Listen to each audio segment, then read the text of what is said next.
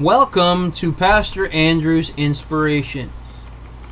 If you enjoy these videos, please click on the red subscribe button below and the bell for more. Welcome to our online church, a congregation made up of many from around the world. No offering is necessary. Subscribing and watching videos will keep us alive under God's watchful eyes. Today we will be talking about biblical names starting with G, part 4 of 4. If you haven't already watched the first 3 videos, please watch parts 1 through 3 as well. Gideoni. Gideoni was a member of the tribe of Benjamin, according to Numbers chapter 1. He was the father of Abidan, a tribal chief. He is mentioned 5 times in the book of Numbers, with each reference stating his relation to Abidan. In Numbers chapter 1, 2, 7, and 10, his name is variously understood as meaning one with a disabled hand, a youth, or one who cuts down trees. Gilalai. Gilalai is the name of a priest who participated as a musician in a procession led by Ezra. Gilead. Gilead is the name of 3 people in the Hebrew Bible, and a common given name for males in modern-day Israel. A grandson of Manasseh and son of Machir, ancestor of the Lezerites and Helakites, and of Segub in Numbers chapter 26 and 1 Chronicles chapter 2. He also may have been the founder of the Israelite tribal group of Gilead, which is mentioned in biblical passages, which textual scholars attribute to early sources. Textual scholars regard the genealogy in the book of Numbers, which identifies Gilead as Machir's son, as originating in the priestly source, a document written centuries after the early JE source, in which the Gilead and Machir tribal groups are mentioned, and possibly having been written to rival the JE source. Biblical scholars view the biblical genealogies as post-diction and eponymous metaphor, providing an ideology of the connectedness of the group to others in the Israelite Confederation. The identification of Gilead as an aspect of Manasseh was the traditional explanation, and why the tribal groups of Machir and Gilead are mentioned along with northern tribes in the ancient Song of Deborah, while Manasseh is absent from it. The text of the book of Numbers appears to portray Gilead as the father of Azriel, but the book of Chronicles states that Manasseh was the father of Azriel. It is possible for there to have been 2 different Azriels, though Manasseh is only indicated as having had 1 son. Machir in the genealogy of the book of Numbers, the son of Michael and father of Jeroah in the Gadite genealogies in 1 Chronicles chapter 5, the father of Jephthah or Jephthah in Judges chapter 11. In Hebrew, Gilead is used as a male given name and is often analyzed as deriving from Gil, meaning happiness or joy, and Ad, meaning eternity or forever. An example would be eternal happiness. Ginath. Ginath is a name which is mentioned only in passing in a narrative describing the struggle for kingship between Omri and Tibni. Tibni is referred to in 1 Kings chapter 16 as son of Ginath, which, taken literally, could be read as implying that a person named Ginath was Tibni's father. However, the Encyclopedia Biblica suggests that the term Ginath is a place name or a clan name, so that Tibni, son of Ginath, has the meaning Tibni of Ginath. Girgashite. Girgashites, or Girgasites, were descendants of Canaan, according to Genesis chapter 10 and 1 Chronicles chapter 1, and then also were inhabitants of the land of Canaan, according to Genesis chapter 15. Deuteronomy chapter 7, Joshua chapters 3 and 24, and Nehemiah chapter 9.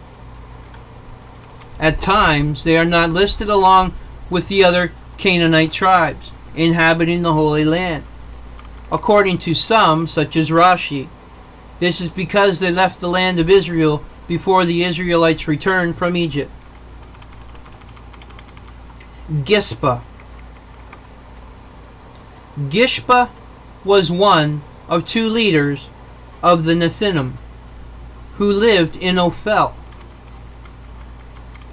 According to Nehemiah chapter 11, there are no other mentions of the name anywhere else in the Bible. Goliath. Goliath is a character in the biblical book of Samuel, described as a Philistine giant, defeated by the young David in single combat. The story signified Saul's unfitness to rule, as Saul himself should have fought for Israel.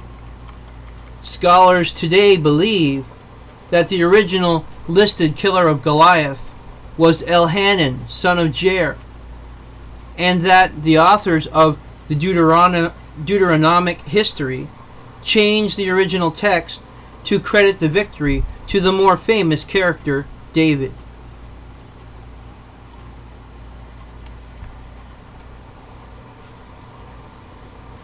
The phrase David and Goliath has taken on a more popular meaning, denoting an underdog situation. A contest wherein a smaller, weaker opponent faces a much bigger, stronger adversary. Saul and the Israelites are facing the Philistines in the valley of Elah. Twice a day for 40 days, morning and evening, Goliath, the champion of the Philistines, comes out between the lines and challenges the Israelites to send out a champion of their own to decide the outcome in single combat. But Saul is afraid. David accepts the challenge. Saul reluctantly agrees and offers his armor, which David declines, taking only his staff, a sling, and 5 stones from a brook. David and Goliath confront each other. Goliath with his armor and javelin, David with his staff and sling. The Philistine cursed David by his gods, but David replies, "This day the Lord will deliver you into my hand, and I will strike you down. And I will give the dead bodies of the host of the Philistines this day to the birds of the air and to the wild beasts of the earth, that all the earth may know that there is a God in Israel, and that all this assembly may know that God saves not with sword and spear, for the battle is God's, and he will give you into our hand." David hurls a stone from his sling and hits Goliath square in the center of his forehead. Goliath falls on his face to the ground, and David cuts off his head. The Philistines flee, and are pursued by the Israelites as far as Gath and the gates of Ekron. David puts the armor of Goliath in his own tent and takes the head to Jerusalem, and Saul sends Abner to bring the boy to him. The king asks whose son he is, and David answers, "I am the son of your servant Jesse the Bethlehemite." The Goliath story is made up of base narrative, with numerous additions made probably after the exile. The underlying purpose of the story of Goliath is to show that Saul is not fit to be king, and that David is. Saul was chosen to lead the Israelites against their enemies, but when faced with Goliath, he refuses to do so.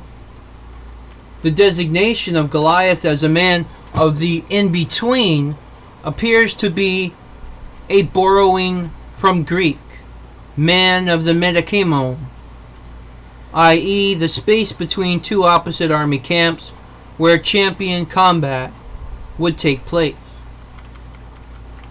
Tel Asaphi, the biblical Gath and traditional home of Goliath, has been the subject of extensive excavations by Israel's Bar-Ilan University. The archaeologists have established that this was one of the largest of the Philistine cities until destroyed in the 9th century BC, and an event from which it never recovered. The name Goliath itself is non-Semitic and has been linked with the Lydian king Aliatus, which also fits the Philistine context of the biblical Goliath story. Aaron Meir, director of the excavation, comments, "Here we have very nice evidence. The name Goliath appearing in the Bible in the context of the story of David and Goliath is not some later literary creation.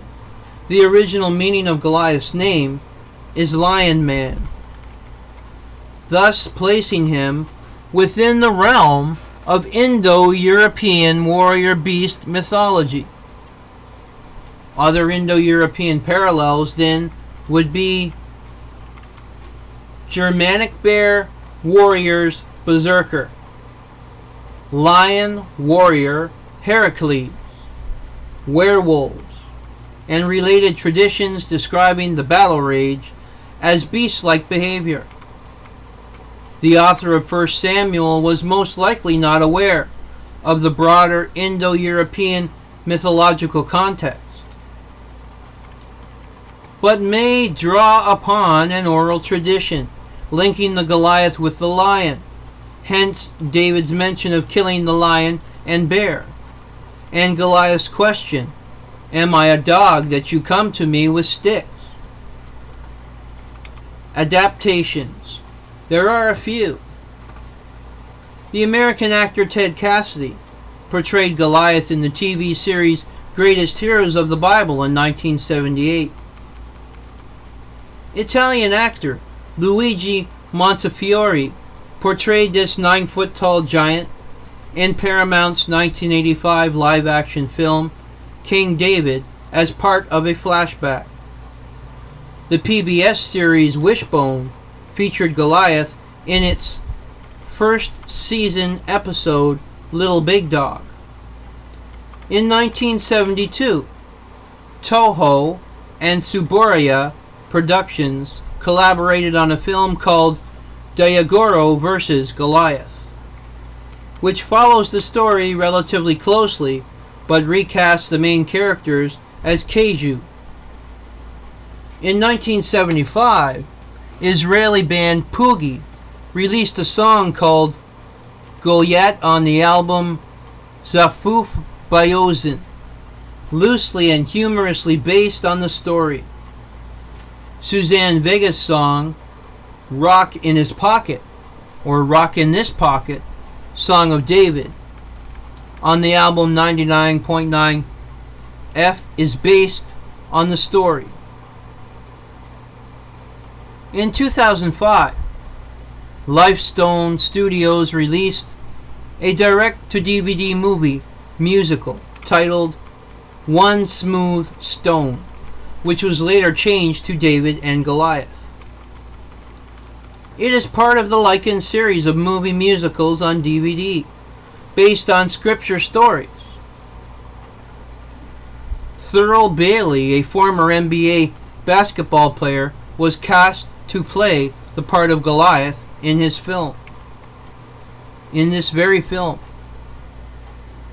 In 2009, NBC aired Kings, which has a narrative loosely based on the biblical story of King David, but set in a kingdom that culturally and technologically resembles the present-day United States. The part of Goliath is portrayed by a tank, which David destroys with a shoulder-fired rocket launcher. Goliath was portrayed by the Australian pro wrestler, stuntman, and actor Conan Stevens in the 2013 TV miniseries The Bible. Todd Ripon portrayed Goliath in Xena Warrior Princess. Atalia Nunes portrayed Goliath in the Brazilian miniseries Ray Davy, or King David. Daniel Goliath, film series 1960 to 1964. The Italian used Goliath as an action superhero in a series of biblical adventure films in the early 1960s. He possessed amazing strength, and the films were similar to in the theme to their Hercules and Macist movies. After the classic Hercules 1958 became a blockbuster sensation in the film industry, the 1959 Steve Reeves film Terror of the Barbarians was retitled Goliath and the Barbarians in the United States. The film, so successful at the box office, it inspired Italian filmmakers to do a series of 4 more films featuring a beefcake hero named Goliath. Although the films were not really related to each other. The 4 titles in the Italian Goliath series were as follows: Goliath Against the Giants, 1960, starring Brad Harris. Goliath and the Rebel Slave, aka the Tyrant of Lydia versus the Son of Hercules, 1963, starring Gordon Scott. Goliath and the Masked Rider, aka Hercules and the Masked Rider, 1964, starring Alan Steele. And Goliath at the Conquest of Baghdad, aka Goliath at the Conquest of Damascus, 1964, starring Peter Lupus. The name Goliath was later inserted into the film titles of 3 other Italian muscle man movies, and they're retitled for distribution in the United States in an attempt to cash in on the Goliath craze.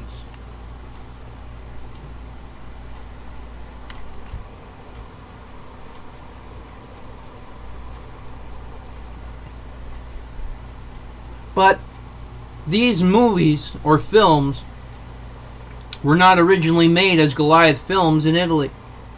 Both Goliath and the Vampires, 1961, and Goliath and the Sins of Babylon, 1963, actually featured the famed superhero Macist in the original Italian versions. But American distributors did not feel the name Macist had any meaning to American audiences.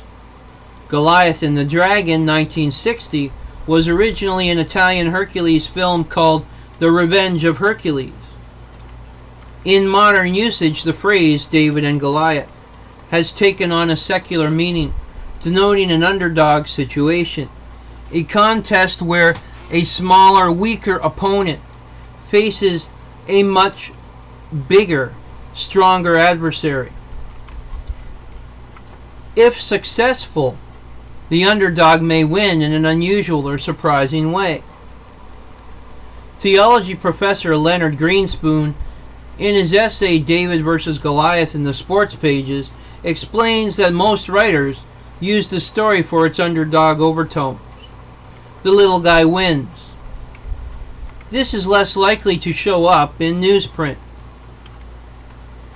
Is the contrast that was most important to the biblical author.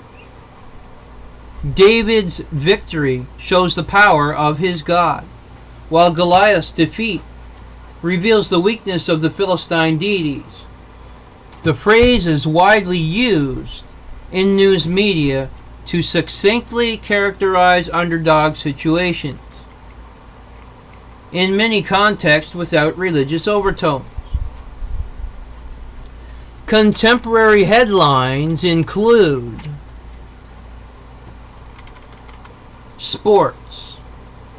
Hay relishes underdog role in David and Goliath fight with Nikolai Valwez, the Guardian. In business. On internet, David and Goliath battle over instant messages, the New York Times. In science. David and Goliath, how a tiny spider catches much larger prey, Science Daily. In politics, dissent in Cuba, David and Goliath, The Economist. And in social justice, David and Goliath saga brings cable to Skid Row, Los Angeles Times. Aside from the above allegorical use of David and Goliath, there is also the use of Goliath for a particularly tall person. For example, basketball player Wilt Chamberlain was nicknamed Goliath, which he disliked. Gomer. Gomer was the eldest son of Japheth and of the Japhetic line, and father of Ashkenaz, Rephath, and Togarmah, according to the Table of Nations in the Hebrew Bible in Genesis chapter 10.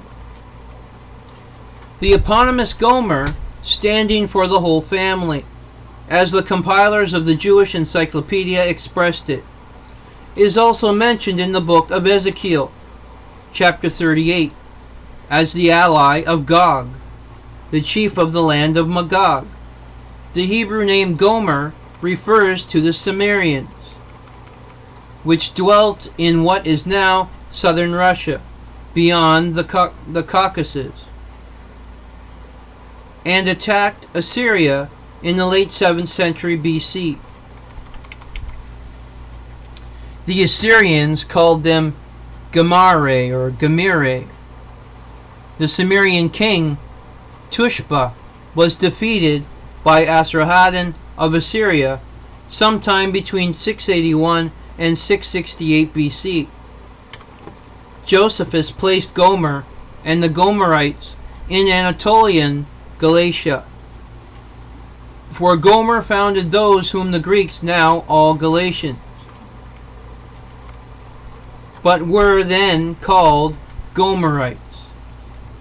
Galatia in fact takes its name from the ancient Gauls, or Celts, whom settled there. However, the later Christian writer Hippolytus of Rome in 234 assigned Gomer as the ancestor of the Cappadocians, neighbors of the Galatians. Jerome 390 and Isidore of Seville 600 followed Josephus' identification of Gomer with the Galatians, Gauls, and Celts. According to Tractate Yoma in the Talmud, Gomer is identified as Germamya. In Islamic folklore, the Persian historian Mohammed ibn Jarir al-Tabari 915 recounts a Persian tradition that Gomer lived to the age of 1,000, noting that this record equaled that of Nimrod, but was unsurpassed by anyone else mentioned in the Torah. The Cimbri were a tribe settled on Jutland Peninsula in Germania, now Denmark. 200 BC. They were variously identified in ancient times as Sumerian, Germanic, or Celtic. The later times, some scholars connected them with the Welsh people and descendants of Gomer, among the first authors to identify Gomer, the Sumerians and Cimbri. With the Welsh name for themselves, Cymri, was the English antiquarian William Camden, in his Britannia, first published in 1586. In his 1716 book, Dric ye Prif Oisod, Welsh antiquary Theophilus Evans posited that the Welsh were descended from the Sumerians and from Gomer. That was followed by a number of later writers of the 18th and 19th centuries. This etymology is considered false by modern Celtic linguists, who follow the etymology proposed by Johann Caspar Zeus in 1853, which derives Cymri from the Brythonic word Cambrogos, or fellow countrymen. The name Gomer, as in the pen name of 19th century editor and author Joseph Harris, for instance, and its modern Welsh derivatives, such as Gimmerai, as an alternative name for the Welsh language, became fashionable for a time in Wales. But the Gomerian theory itself has long since been discredited as an antiquarian hypothesis with no historical or linguistic validity. In 1498, Annio de Vertebo published fragments known as Pseudo-Berosus, now considered a forgery, claiming that Babylonian records had shown that Comerus Gallus, i.e. Gomer, son of Japheth, had first settled in Comera, now Italy, in the 10th century of Nimrod, following the dispersion of peoples. In addition, Tuiscon, whom Pseudo-Berosus calls the fourth son of Noah, and says ruled first in Germany, Scythia, was identified by later historians as none other than Ashkenaz, Gomer's son. 3 sons of Gomer are mentioned in Genesis 10, namely Ashkenath, Riphath, and Togarmah. Children of Ashkenath were originally identified with the Scythians or Assyrian Ishkuza, then after the 11th century with Germany. Ancient Armenian and Georgian chronicles list Togarmah as the ancestor of both people, who originally inhabited the land between 2 Black and Caspian seas, and between 2 inaccessible mountains, Mount Elbrus and Mount Ararat, respectively. According to Khazar records, Togarmah is regarded as the ancestor of the Turkic-speaking peoples. Guni. Guni was a son of Naphtali, according to Genesis chapter 46 and Numbers chapter 26. He was one of the 70 souls to migrate to Egypt with Jacob. This was the biblical names starting with G, part 4 of 4. Please click on the red subscribe button below and the bell to the right for more. Adonai Nissi, the Lord is our banner. God's blessings be upon us all.